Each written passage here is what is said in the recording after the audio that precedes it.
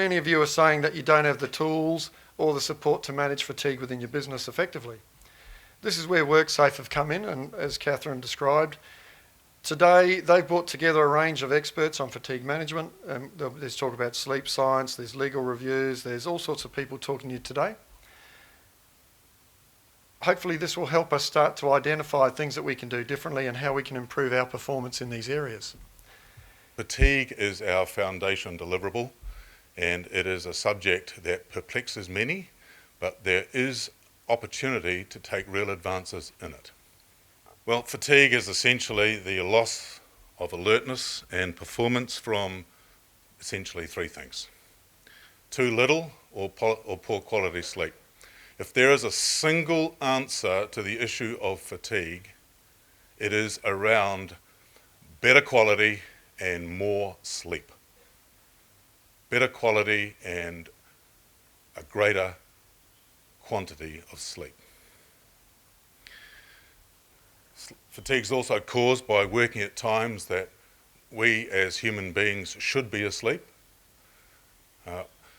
We are essentially, we've been drawn from the plains of Africa where we lived and tried to survive during the daylight, and so our bodies have essentially derived themselves for survival, and over time we are moving forward from daylight operations into naturally night and 24/7 operations.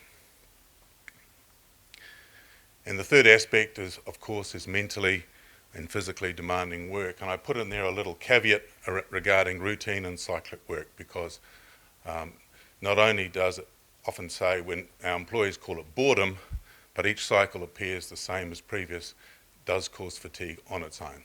So those are the three contributories. Fatigue is not just feeling sleepy. It's an acute, ongoing state of tiredness, and it induces impairment, both physically and mentally. And it prevents people from functioning normally and safely, and affecting their fitness for work.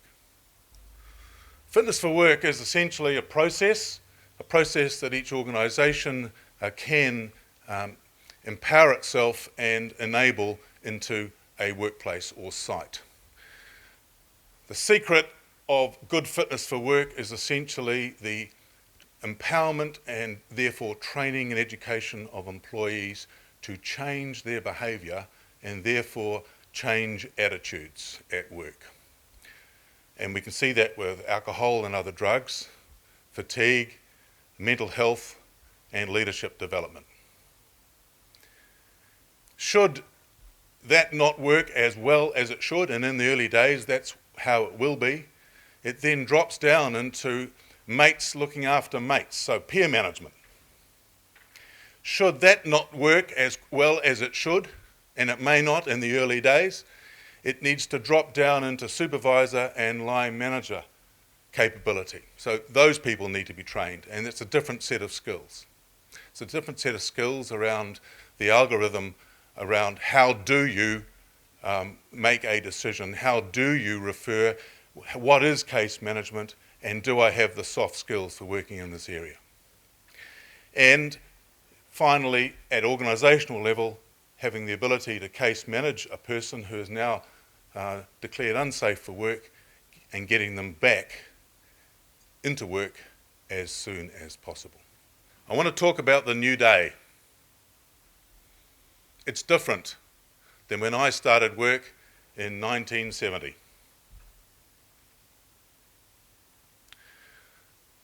We are working longer hours. Since great-granddad started work, you and I are working on average a month longer a year. There's a global demand for products and services. We export across the world. For those of us it might be involved in the financial services part of business delivery, the markets open in New Zealand at 7 o'clock in the morning and they finish about 2 o'clock the following morning. There are people who are up early and long.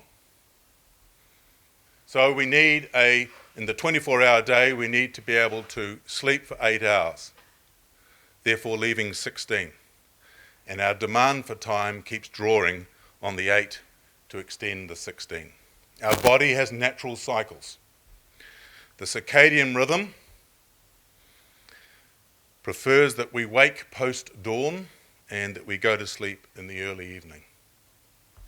And that there are dips of alertness during the post-afternoon period. That's why the Spaniards and the Mexicans have a siesta. And also in the pre-dawn, between round about 2 till 4 in the morning. The human body has changed from day to night. There are cycles happening in the body around body temperature, around the release of melatonin, so that we can sleep. And so if we are continually trying to work when we should be asleep, and asleep when we should be awake, we are raging with the battle within. So poor sleep increases our susceptibility, and I've just defined poor sleep for the purposes of looking at this. Less than 6 hours per night, often interdicted by insomnia. First of all, poor sleep increases our susceptibility to a 45% higher risk for cardiovascular disease, courtesy of we are unable to control our weight. We have higher cholesterol or the wrong cholesterol. We have poor diets. Some of us may smoke. We don't get enough exercise for those of us that are more sedentary, and we live in a world of higher stress. So 45% higher cardiovascular. Secondly, obesity, courtesy of poor diet, again, weight control and lack of exercise. And as a consequence, 2.5 times higher risk for diabetes, particularly adult onset type 2. We all need to be able to measure, not necessarily our BMIs these days, it's our tum to bum ratio. Poor sleep also lowers our immune system. We have more colds, more flu, more headaches, and therefore a greater level of absenteeism and presenteeism in our workplaces. All familiar with presenteeism? That's where the lights are on, people are at work, but not a whole lot's happening. And this becomes even more so if you are an extended hours worker, as I know is happening a lot here in Christchurch, or if you're a shift worker. And poor sleep reduces our life expectancy, so the research says, by around about 12%. And for most of us, that'll be around about the 8 or 9 year mark. Fatigue impacts. Let's look at organisational first. There are generally 4: increased rates of incidents and accidents, including near misses. Loss of productivity, higher maintenance costs, higher levels of absenteeism, presenteeism, and turnover. So those are the organisational costs and can be reasonably tracked. Secondly, employee impacts. Increased accident rates both at work and at home. Increased medical disorders, whether they're gastro or cardiovascular. Higher levels of stress and associated illness, particularly anxiety and depression. And higher rates of personal and relationship problems. People away from their natural support structures, living in camp or even travelling a great deal. Too tired to tend to the kids when they get back home. And as a consequence, people become very disaffected in their workplace environment. They're not disaffected with the employer at the outset, they just become disaffected because they're knackered. And they start blaming outsiders for things that they could easily fix if they only knew how.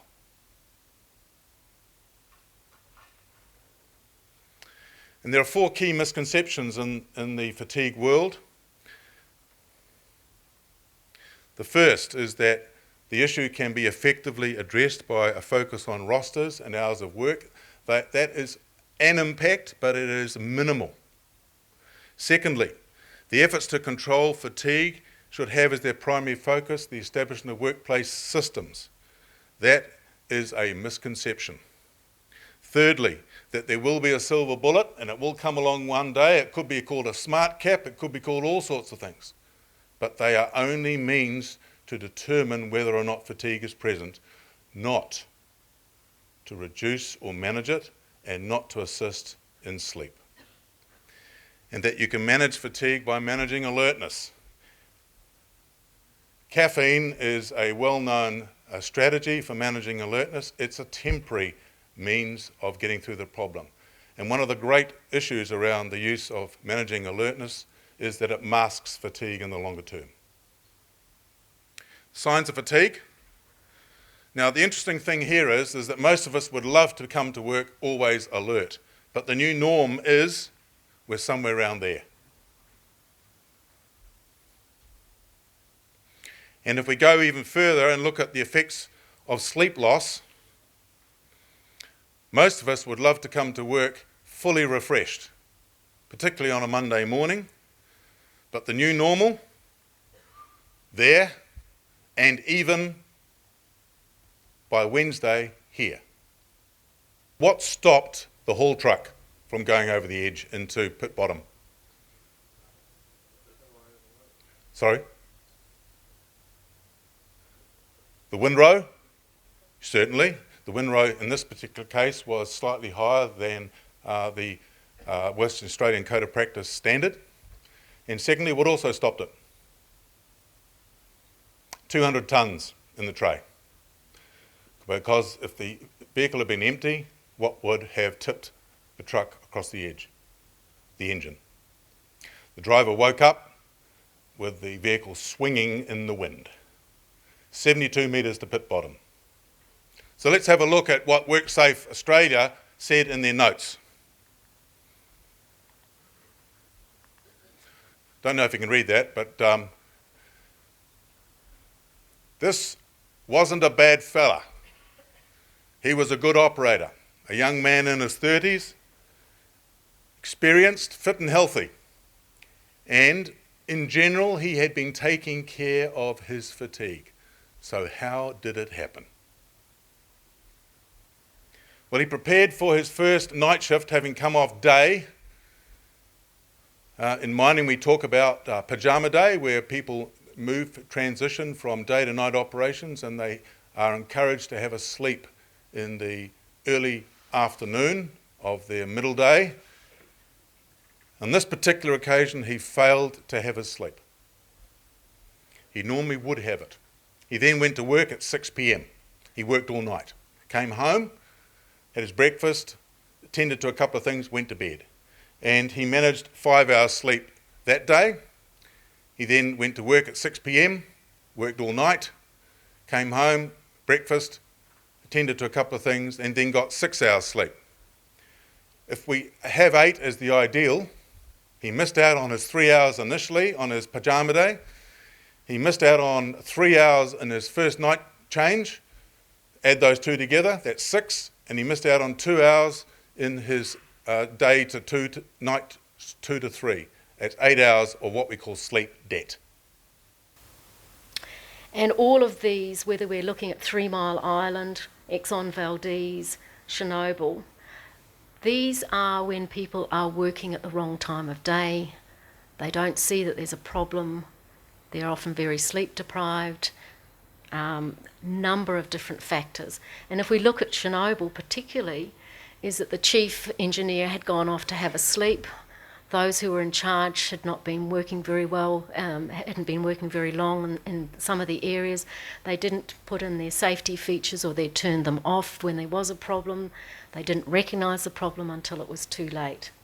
In the Selby train disaster, where 72 people died, this guy had been on the internet and texting with a new girlfriend all night. He then got into his 4-wheel drive with a trailer. He went to sleep, went over the bridge, fell onto the train, and this was the cause of the derailment. And he was the first person in the UK to actually go to prison for 4 years for, in many ways, not only not being safe, but what he did and driving at that point was incredibly destructive. Certainly in incident investigations that we have, we do try to eliminate it as one of the cause, in the same way that we look at stress, alcohol and drugs and other things, which is obviously not the easiest thing sometimes to be able to eliminate from your accidents, but you need to be able to do that in some way. And when an organisation has policies and procedures and a culture of looking at these things, you're more likely in the end of the day to be able to find those pieces of information that help you understand why somebody did something that ended in a result that might not been what you desired. But one that we're very aware of in our business, particularly in the mining area and some of our long-term shift people, is the adverse quality of health that people end up with. So lack of sleep, long times working hours, not being able to socially interact with their families on a regular basis does lead to health effects on people. We see that, and it's already been mentioned that people lack the desire to exercise. They socially withdraw from their other working groups as well, and it just creates quite a vicious circle, which we need our managers and supervisors to understand and to look for in order to be able to intervene at some stage.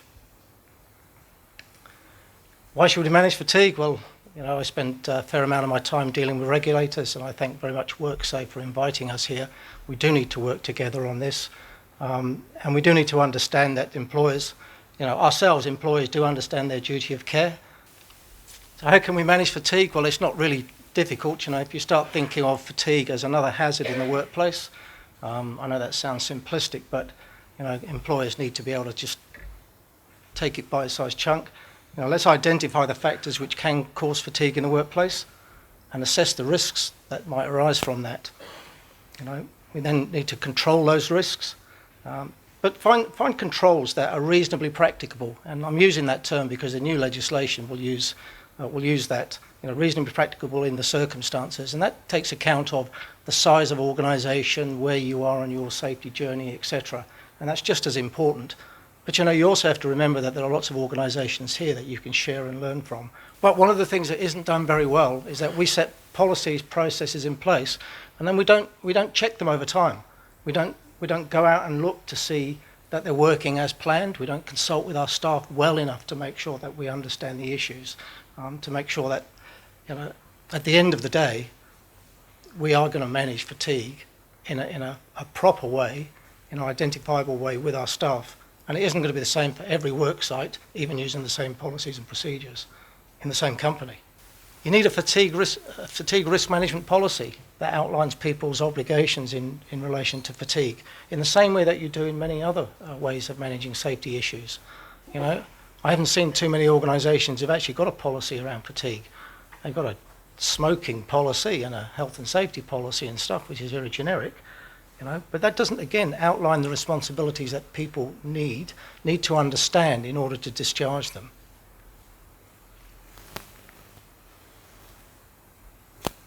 Again, fatigue is part of your health and safety management system, and if you're in industries where fatigue is ever present, then you'll have better systems than others. But, all of your health and safety management systems need to outline three key areas. What do management do, supervisors and employees? And how do they interact? But management need to be made aware of the effects of fatigue in the workplace, so we have to show them, tell them, explain to them how we want them to operate, what kind of rostering, what kind of processes that we're going to use in the workplace. So this thing called fatigue, and there's various efforts to define what fatigue is. We know it's more than this feeling of tiredness. It's more than just you had a late night and you come to work the next day being tired. It's a phenomenon, and we know it exists. One of the ways we know that it exists is that we legislate for it. So our current health and safety law defines a hazard as fatigue, whether it's mental or physical.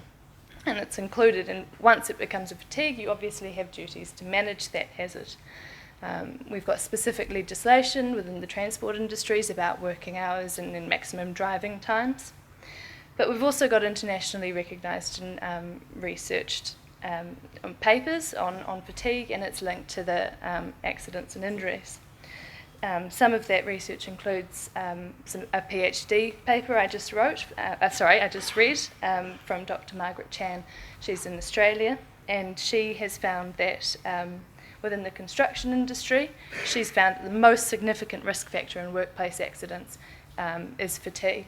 And her research identified that previously identified factors like failure to follow safe procedures or use equipment properly, that's all underlined and heavily influenced by fatigue.